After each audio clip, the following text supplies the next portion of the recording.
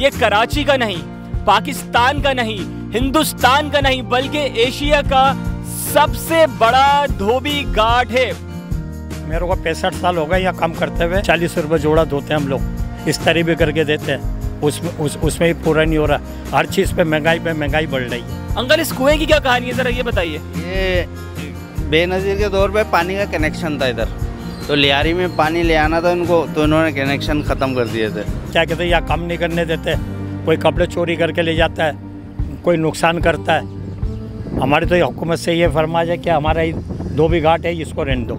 एक वक्त में 450 कपड़े धुलते हैं। इसका अलग से केमिकल आता है, सोडा हो गया, हाइपो हो गया, बहुत सी चीज़ें हैं, वो डलता है, तो जब जाके मेल निकलता है। इसका ये गेट है, गेट अपन यहाँ से इसको लॉक करेंगे, इसका छन्ना है, जब बंद हो जाएगा फिर इसके ये ड्रम है, ड्रम के अंदर पानी भरा जाता है, इसी के अंदर ही खंगाला जाता है, इसी के अंदर ही इसका केमिकल का पानी लिया जाता है। सब्सक्राइब करें और बेल दबाएं ताकि कोई खबर रह न जाए। अस्सलामुअलैकुम पाकिस्तान, बोल न्यूज़ के साथ मैं हूं फराजुद्दीन। जनाब, जिस जगह पे आज मैं मौजूद हूं, ये कराची का नहीं, पाकिस्तान का नहीं, हिंदुस्तान का नहीं, बल्कि एशिया का सबसे बड़ा धोबी घाट है। जनाब, ये लियारी एक्सप्रेसवे के पास मौजूद है और जनाब ये 1.5 सदी पुराना धोबी घाट है। जनाब, ये बहुत बड़े पैमाने पर बना हुआ है और उसी के साथ साथ जब अंग्रेज हुआ करते थे, बरतानिया का दौर था जनाब, जब से ये धोबी घाट यहाँ पर मौजूद है और यहाँ पर कपड़ों का एक समंदर मौजूद है। जनाब, यहाँ पर जो दीवारें बनी हुई हैं, जो पत्थर दीवारों में इस्तेमाल हुआ है, वो बरतानिया के दौर का है। जनाब, यहाँ पर जो सिस्टम मौजूद है, यहाँ पर जो कुएं मौजूद है, वो भी 1.5 सदी पुराने हैं और वो तमाम चीज़ें आपको दिखाएंगे। यहाँ पर कौन कौन से धोबी मौजूद हैं, यहाँ की डिटेल क्या है, वो आप तक पहुँचाएंगे। अस्सलाम वालेकुम। अंकल, कैसे हैं आप? ठीक है अंकल, पहले तो ये बताएं, क्या ये बात सच है कि ये 1.5 सदी पुराना धोबी घाट है और ये एशिया का, पूरे एशिया का सबसे बड़ा धोबी घाट है और हिंदुस्तान के अंदर भी इतना बड़ा धोबी घाट नहीं है? हिंदुस्तान में भी इससे बड़ा नहीं है, सब में बड़ा दुनिया में पाकिस्तान का ही है। मेरा क्या कहते हैं ना, दुनिया में सब में बड़ा ही है। दुनिया के अंदर? दुनिया में पूरे पाकिस्तान से, पूरे मुल्क में से। तो जनाब, दुनिया का सबसे बड़ा धोबी घाट है ये जनाब। और अगर ये इतना बड़ा धोबी घाट है, अगर आप यहाँ पर आके सर्वे करें तो आप चलते चलते थक जाएंगे, लेकिन ये रास्ता और ये सफ़र मुकम्मल नहीं होगा।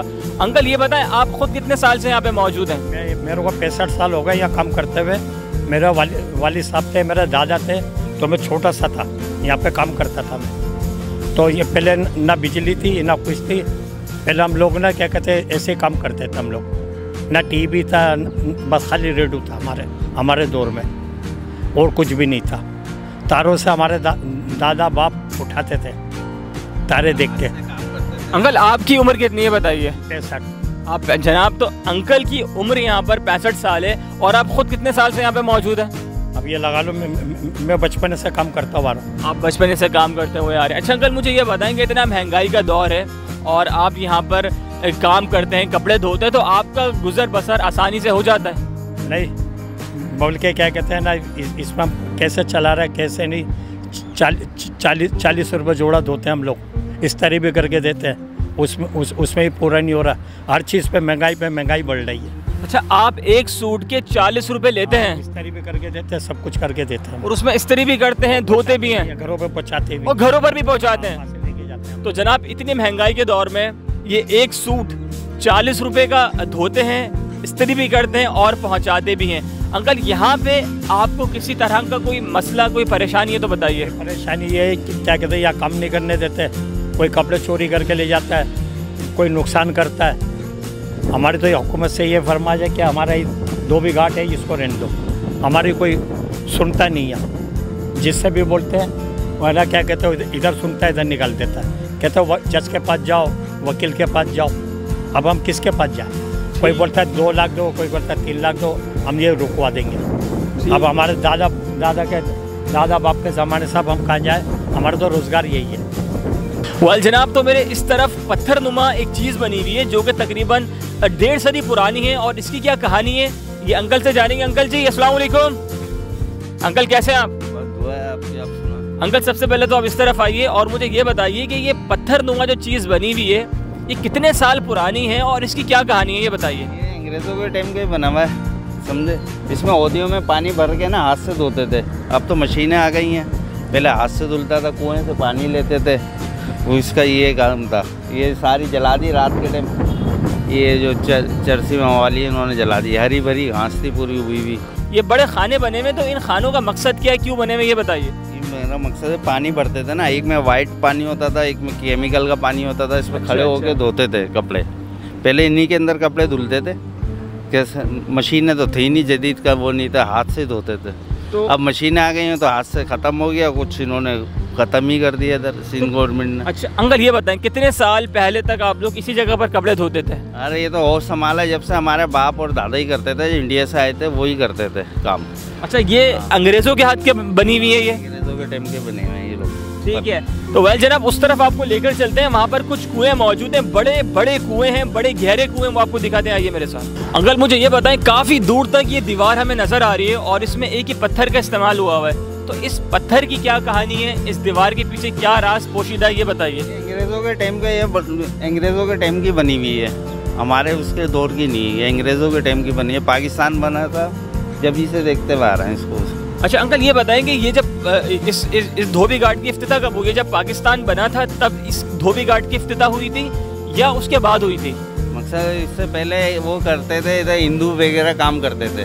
जब हमारे लोग, हमारे दादा बाप इधर आए हिजरत करके, तो वो लोग आगे पीछे हो गए, तो ये हमारे जो इंडिया से आए थे वो यही काम करते थे वहाँ पे भी।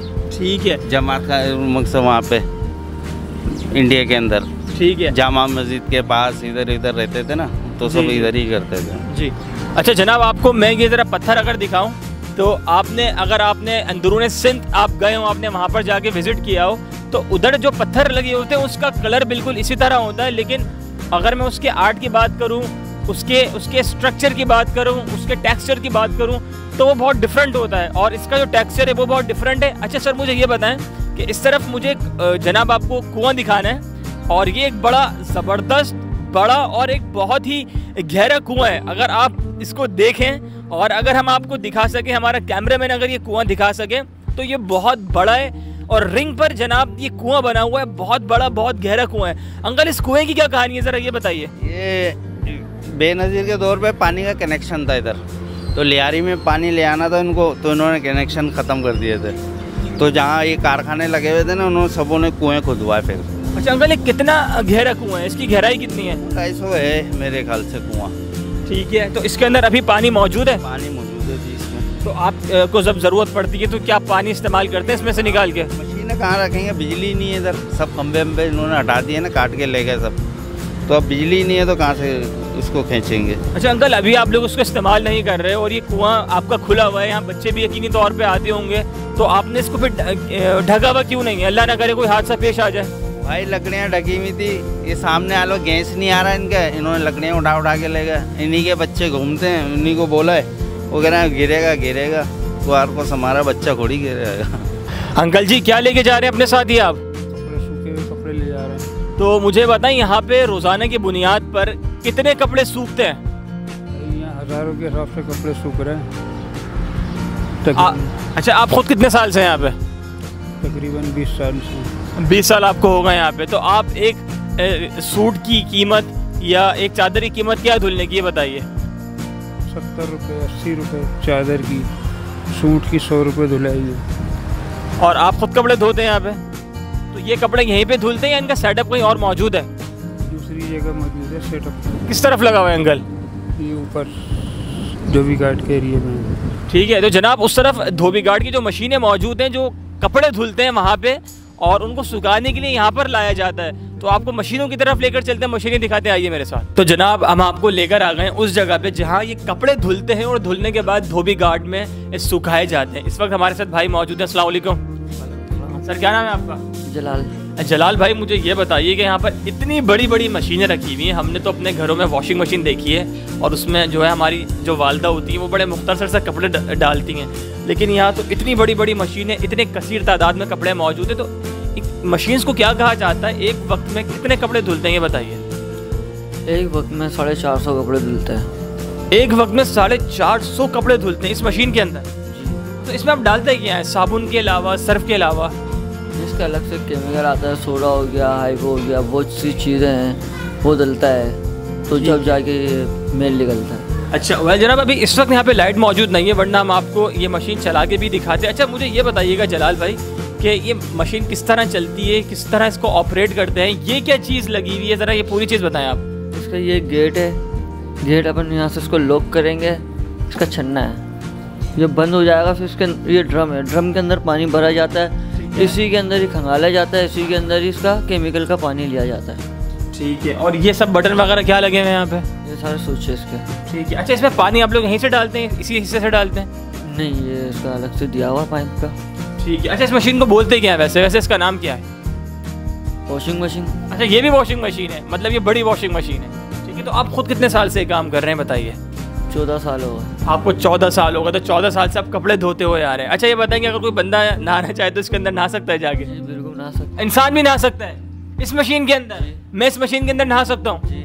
वाल जनाब, तो मशीन आप चेक करें कि इसमें कपड़े तो धुल रहे हैं और एक वक्त में 450 कपड़े यहाँ पर धुलते हैं, और उसी के साथ साथ हम जैसे आप जैसे लोग भी इसके अंदर नहा सकते हैं। वेल जनाब, तो आज हमने आपको एशिया का सबसे बड़ा धोबी घाट दिखाया जो कि इस वक्त लियारी एक्सप्रेस वे के पास मौजूद है, और जो यहाँ के मसाइल थे वो आपको दिखाए, और जो यहाँ पर अंग्रेज़ों के ज़माने का, बरतानिया दौर के ज़माने का जो यहाँ पर काम हुआ था, जो यहाँ पर कुएं मौजूद हैं, जो पत्थर का काम हुआ वो आपको दिखाया। उम्मीद करता हूँ कि आज का ये कंटेंट आपको अच्छा लगा होगा। जनाब अगर अच्छा लगा है तो आप अभी फ़ौरन बोल न्यूज़ को सब्सक्राइब करें, लाइक करें, कमेंट करें। मिलेंगे अगली दफ़ा एक नई वीडियो के साथ, नई जगह के साथ। अपना बहुत सारा ख्याल रखिएगा, जब तक के लिए अल्लाह हाफिज़। इम्पोर्टेड हुकूमत और उनकी हवारियों की अदलिया के खिलाफ हर्जा सराई, मरियम नवाज की अदलिया और फाजिल जज साहिबान पर शदीद तनकीद। इस घिनौनी साजिश को बेनकाब करने पर बोल को एक दफा फिर नशरियात की बंदिश का सामना करना पड़ रहा है। बोल